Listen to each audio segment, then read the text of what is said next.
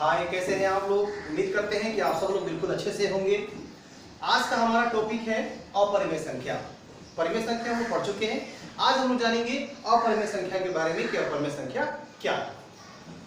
मैंने देखा है कई बच्चों को और अक्सर देखता हूँ, 16 साल से यही करते आ रहा हूँ, तो ये देखता हूँ अक्सर बच्चों के अंदर में कि आज भी उनको चाहे परिमेय अपरिमेय कितना भी पढ़ा दो, लेकिन उनको परिमेय अपरिमेय दोनों को पहचानने में काफी मुश्किलें आती हैं।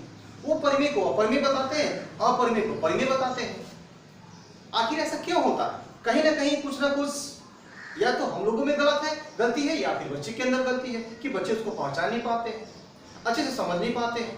तो उसी को समझाने के लिए मैं आज ये पूरी कोशिश कर रहा हूँ कि आप लोगों को बिल्कुल समझ में आए हर एक वो चीज जो आप मिस कर चुके हैं, आप पढ़े नहीं हैं या आप उसको रटते हैं, आप उसको बिल्कुल न रटें।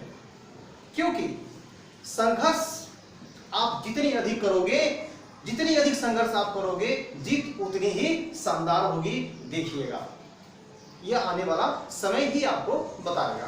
देखते हैं, आज का हमारा टॉपिक है अपरिमेय संख्या, और अपरिमेय संख्या के बारे में हम बात करेंगे। मैंने अपरिमेय संख्या के बारे में 3 परिभाषा यहाँ पर लिख रखा है। तीनों परिभाषा को हम लोग बारी बारी से देखते हैं कि इसको हम कैसे डील करते हैं। देखिए ध्यान से, पहला है हमारा अपरिमेय संख्या में वैसी संख्या जो परिमेय न हो। एक ऐसी संख्या जो परिमेय हो ही नहीं। भाई, जब परिमेय नहीं होगा तो क्या होगा? अपरिमेय होगा। जो परिमेय नहीं है तो परिमेय के अंतर्गत तो बहुत सारे आते हैं ना। परिमेय संख्या के अंतर्गत बहुत सारे आते हैं, सम संख्या, विषम संख्या, भाज्य संख्या, सब तो उसी के अंतर्गत आते हैं। तो जो परिमेय नहीं है वो क्या होगा? अपरिमेय होगा। और परिमेय का मतलब मैं आपको पहले भी बता चुका हूं कि परिमेय का मतलब क्या होता है? सीमित होता है ना। सीमित यानी अगर आप किसी ऐसी संख्या में, जैसे कि आप मान लो कि आप 2 को घेर करके आप भाग लगाते हो, 5 से भाग लगाते हो, तो जब आप दशमलव डाल करके भाग लगाओगे तो दशमलव के बाद वो पूरी तरह से क्या होगा? नस्तो नाबूद हो जाएगा, खत्म हो जाएगा। नहीं हो जाएगा? हो जाएगा। वो सीमित हो गया। 22/7 को भी यदि आप भाग लगाते हो तो दशमलव के कुछ अंक तक जाने के बाद वो बेचारा फिर रगड़ खाने लगेगा, माने एक ही वो संख्या बार बार आने लगेगा, रिपीट होने लगेगा। तो 22/7 को कुछ हद तक हम लोग परिमेय संख्या मानते हैं, बट इसी का जो मान होता है पाई, यह अपरिमेय संख्या आता है।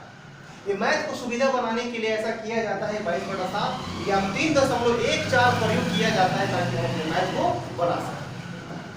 बाकी के बीच में क्या रिलेशन है, 22/7 क्यों लिया जाता है, ये सारी बातों को, पाई और अपरिमेय में क्या रिलेशन है, ये सब हम बात करेंगे धीरे धीरे। सभी वीडियो में हम सभी के बारे में बात करेंगे। आइए देखते हैं अपना इसका एग्जाम्पल। जैसे √3 है, तो √3 का जैसे ही आप वर्गमूल बनाते हैं तो इसका वर्गमूल 1.732 ऐसे करके आगे तक बढ़ता चला जाएगा। जो सीमित न हो, जो असीमित हो। यहाँ देखिएगा, अपरिमेय संख्या का अर्थ, सॉरी, अपरिमेय का अर्थ मैं लिखा हूं। अपरिमेय का अर्थ होता है अनगिनत, जिसको 1-2 करके गिन नहीं सकते हैं। अनगिनत, बहुत सारा, अनगिनत, असीमित, बहुत ज्यादा, है ना, और बहुत अधिक, इसीलिए इसको बोलते हैं अपरिमेय। ठीक है, तो यहाँ कहां तक जाएगा ये कोई गारंटी नहीं। उसी प्रकार से √5 का वर्गमूल बनाओगे तो भी वही हाल होगा। अब यहाँ पाई, जो मैंने आपको बता दिया कि पाई क्या है, एक आपका अपरिमेय संख्या है, और पाई का मान 3.1415926 डैश करके आगे तक चला जाएगा, बहुत आगे तक जाता है। ठीक है, तो हम लोग सुविधा के लिए सिर्फ 3.4 लेकर के ही बनाते हैं। क्यों लेते हैं, इसके पीछे रीजन है, आपको बताएंगे अगले वीडियो में। जिन बच्चों को ये वर्गमूल बनाने नहीं आता है उनको भी वर्गमूल हम बताएंगे कि कैसे उनको वर्गमूल बनाना है, क्योंकि इसकी बहुत आवश्यकता पड़ती है। हर क्लास में, हर कंपटीशन के एग्जाम में भी इसकी जरूरत पड़ती है आप लोगों को। तो ये हो गया। अब यहाँ 2 + √3, तो यहाँ पर 2 + √3 है, तो √3 तो अपरिमेय संख्या है ना, तो अपरिमेय है, तो इसके साथ ये परिमेय लगा हुआ है, उससे कोई दिक्कत नहीं। ये दोनों क्या कहलाएगा? दोनों अपरिमेय संख्या में ही आएगा। उसी प्रकार यहाँ ये अपरिमेय है बट ये दोनों परिमेय है, बट इसके हिसाब से ये दोनों सब क्या हो जाएंगे? अपरिमेय संख्या हो जाएंगे। और मैंने आपसे कहा कि पाई एक अपरिमेय संख्या है, और पाई के साथ यहाँ पर क्या लिखा हुआ है? 2, तो 2 पाई क्या हो जाएगा? 2 पाई अपरिमेय संख्या हो जाएगा। 2 के स्थान पर कुछ भी डाल दीजिए आप, 3 डालिए, 5 डालिए, 6 डालिए या पाई बटा 2 कर दीजिए, पाई बटा 4 कर दीजिए, कोई फर्क नहीं पड़ने वाला है, सब आपका अपरिमेय संख्या ही होगा। अब बात करते हैं अपने दूसरे परिभाषा की तरफ। एक ऐसी संख्या जिसका पूर्ण वर्गमूल, एक ऐसी संख्या जिसका पूर्ण वर्गमूल प्राप्त न हो।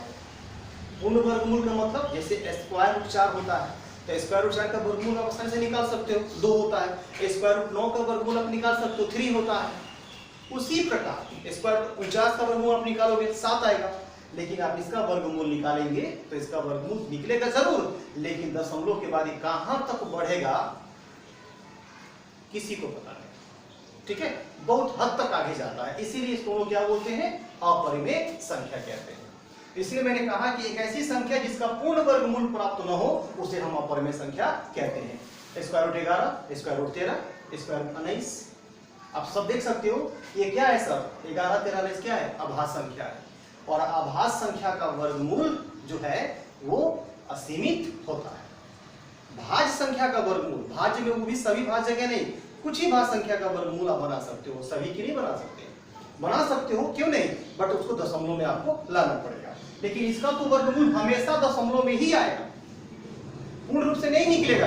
इसीलिए इसको बोला गया है एक ऐसी संख्या जिसका पूर्ण वर्गमूल प्राप्त न हो उसे हम अपरिमेय संख्या कहते हैं। यहाँ पे कुछ प्रॉब्लम है, इसके लिए हम आप सबसे माफी चाहेंगे। यहाँ पे गाड़ियाँ आती जाती रहती हैं, जगह भी मेरे पास पर्याप्त नहीं है कि मैं वीडियो को शांति में बना सकूँ और आप लोगों को दे सकूँ, इसके लिए सॉरी। चलिए देखते हैं आगे। अपने तीसरे नंबर पर एक ऐसी संख्या जो अशांत आवर्ती हो, सॉरी अनावर्ती हो, है ना, एक ऐसी संख्या जो अशांत अनावर्ती हो। अनावर्ती का मतलब क्या होता है, जो कहां तक आएगा कहां तक जाएगा कोई गारंटी नहीं। जैसे आप देख सकते हो यहाँ पे 1.20, 2 00, 2 000 ऐसे करते ये कहां तक जाएगा कोई गारंटी नहीं इसकी। उसी प्रकार इसको भी आप देख सकते हो। तो इस तरह की संख्या को हम अशांत अनावर्ती कहते हैं और यह अशांत अनावर्ती अपरिमेय संख्या कहलाता है। चलिए यहाँ इसके नीचे लिख चुके हैं हम अपरिमेय का अर्थ क्या होता है और पाई का मान जो 22/7 है ये क्यों है, अगले वीडियो में बताएंगे। पाई जो है ये क्या है, इसके बारे में जानकारी हासिल करेंगे, पाई क्या है और पाई की खोज की क्यों गई। ठीक है, पाई की खोज की क्यों गई, क्योंकि मैंने पहले ही कहा कि जब तक आप मेहनत नहीं करोगे, संघर्ष आप नहीं करोगे, आप मोती प्राप्त नहीं कर सकते। जब तक आप समुद्र की गहराई में उतरोगे नहीं, आपको कीमती वस्तुएं प्राप्त नहीं होगी। तो इसके लिए आपको गोता लगाना होगा, पढ़ाई के सागर में, पढ़ाई के अंदर आपको घुसना होगा, अपने आप को मेहनत की भट्टी में झोंकना होगा। और जब आप तपेंगे और उससे जो प्राप्त होगा आपको लगेगा कि हमने दुनिया में क्या हासिल किया। ठीक है, चलिए मिलते हैं अगले वीडियो में, तब तक के लिए जय हिंद। इसका स्क्रीनशॉट आप लोग ले लीजिए।